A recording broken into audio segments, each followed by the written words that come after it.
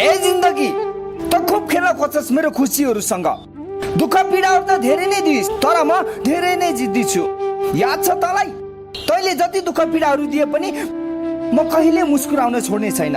सुन्नुहोस् मेरो कथा, यो संसार एक रङ्गमञ्च हो। को कस्तो परिवारमा अनि कस्तो रहनसहनमा हुर्किन्छ त्यो आफ्नो जिन्दगीको सुरुवाती मार्ग हो। सुख र रमाइलो भन्ने पल कसलाई मन नपर्ला र। म एक गरिब परिवारमा जन्मिएको मान्छे। मलाई राम्रोसँग याद छ जब म 7 वर्षको हुँदा एक छाक सेतो चामलको खाना र राम्रो लत्ता कपडा लगाउनको लागि चाडपर्व कि त घरमा पाहुना आउनुपर्ने हुन्थ्यो। बाआमा दोषी होइनन्। जब म 14 वर्षको भएँ, घरबाट भागेर टाढा गई अरूको गुलामी जीवन सुरुवात गर्छु।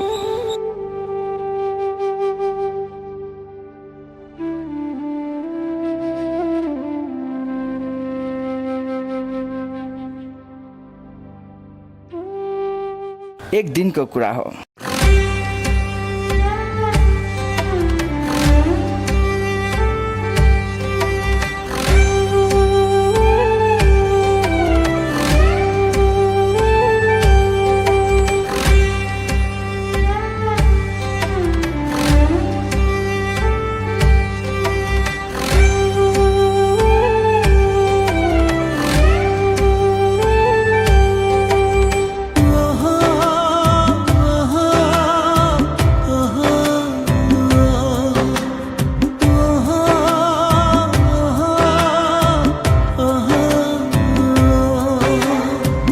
भरी चोट बेथा बोकेको कसले देख्या छ र।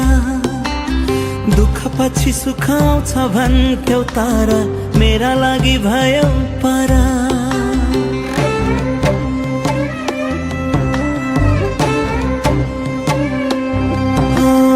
मन भरी चोट बेथा बोकेको कसले देख्या छ र।